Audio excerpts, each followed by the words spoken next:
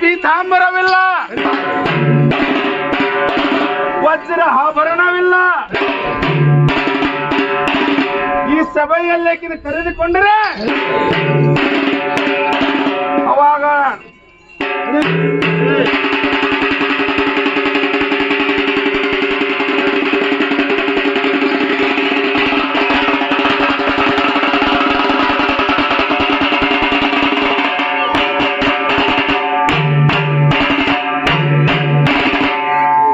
ತಂಗಿಯರೇ ಕೇಳಿ, ಹಾಗಾದರೆ ಆ ಕೈಲಾಸನಾಥನ ಪತ್ನಿ ನಾನು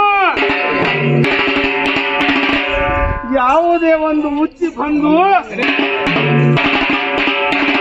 ಆ ಕೈಲಾಸನಾಥನ ಪತ್ನಿ ಅಂತಿಕೆ ಉಡಲಾಕ ಪೀತಾಂಬರವಿಲ್ಲ, ಕೈಯಲ್ಲಿ ಮಾಂಗಲ್ಯವಿಲ್ಲ, ಉಟ್ಟಿಕೊಂಡು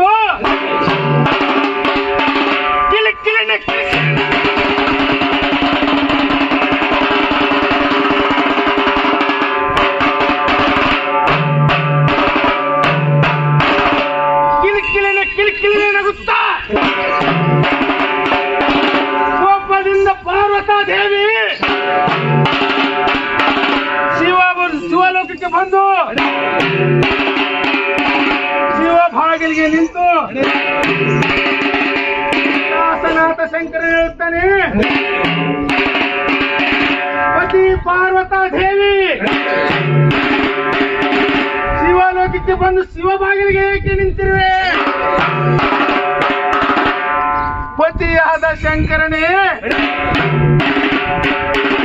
ಅವರ ಗತೆ ನಾನು ಹೆಣ್ಣಲ್ಲವೇ? ಉಡಲಕ್ಕೆ ಪೀತಾಂಬರ ಬೇಕು, ವಜ್ರ ಆಭರಣ ಬೇಕು. ಎಲೆಯ ನಂದೀಶ, ನಿನ್ನ ತಾಯಿ ಪಾರ್ವತಾ ದೇವಿಗೆ ಬಂಗಾರದ ಮೋಹ ಹಿಡಿದಿದೆ. ಪತಿಯಾದ ಪಾರ್ವತಾ ದೇವಿ ಕೇಳು, ಹಾಗಾದ್ರೆ ಇದಕ್ಕೆ ಅಧಿಪತಿ ನಾನಲ್ಲ, ಮೂರು ಲೋಕದ ಅಷ್ಟೈಶ್ವರ್ಯದಾಯಕನ ಕುಬೇರನ ಮನೆಗೆ ಹೋಗಿ ಈ ಗುಲಗಂಜಿ ತೂಕದ ಭಸ್ಮವನ್ನು ತಂದರೆ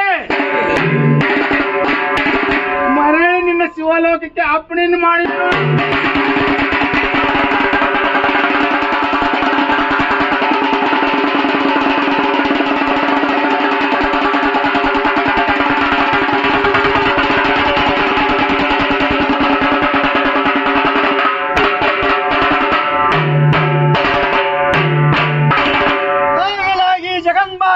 ಪಾರ್ವತಾ ದೇವಿಯ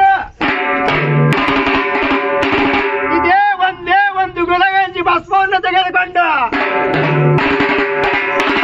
ಅಷ್ಟೈಶ್ವರ್ಯ ಭರಿತನಾದ ಜಗಜಗಸ್ಸುವ ಕುಬೇರ ಮಹಾರಾಜನ ಆಸ್ಥಾನಕ್ಕೆ ಹೋಗಿದ್ದಾಳೆ. ಹಾಗಾಗಿ ಕುಬೇರ ಮಹಾರಾಜನು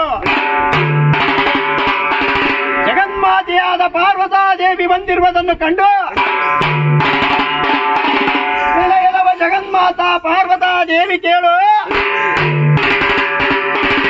ಒಳಗಡೆ ಬಂದು ಆತಿ ವೃತ್ತಿಯನ್ನು ಸ್ವೀಕಾರ ಮಾಡಿಕೊಳ್ಳಬಲ್ಲ ತಾಯಿ ಎಂದು ಕರೆಯಲು ಎಲವ ಅಷ್ಟ ಐಶ್ವರ್ಯ ಭರಿತನಾದ ಜಗಜಗಸುವ ಕುಬೇರ ಮಹಾರಾಜ, ನಾನು ಬಂದಿರುವುದು ನಿನ್ನ ಆತಿ ವೃತ್ತಿಯನ್ನು ಸ್ವೀಕಾರ ಮಾಡಲಿಕ್ಕಲ್ಲ,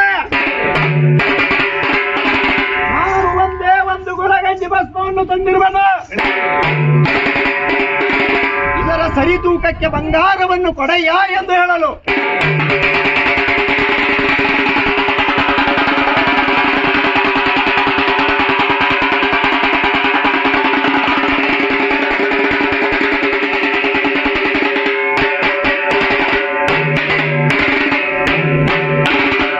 ತಾಯಿ ಪಾರ್ವತಾ ದೇವಿ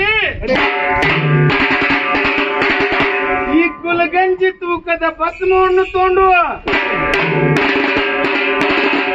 ಇದಕ್ಕೆ ಒಂದು ಗುಂಜು ಬಂಗಾರವನ್ನು ಇಲ್ಲ, ಕಿವಿಯಲ್ಲಿ ಬೆಂಡವಾಲೆಯನ್ನು ಮಾಡಿಕೊಳ್ಳಿ, ಮೂಗಿನಲ್ಲಿ ಕೈಯಲ್ಲಿ ನಟ್ಟನ್ನು ಮಾಡಿಸುವೆ. ಪಾರ್ವತಾ ದೇವಿ ಹಾಗಾದ್ರೆ ಕೇಳು, ನಿನ್ನ ಸೆರಗನ್ನು ಒಡ್ಡು, ಕೊಪ್ಪರಿಗೆ ಬಂಗಾರವನ್ನು ತಂದು ಸುರುತ್ತೇನೆ.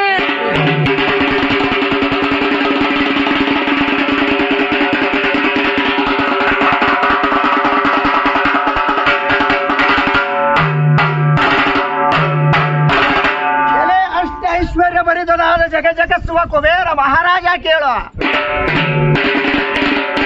ನಿನ್ನ ಅಷ್ಟ ಐಶ್ವರ್ಯ ನನಗೆ ಬೇಕಾಗಿಲ್ಲ.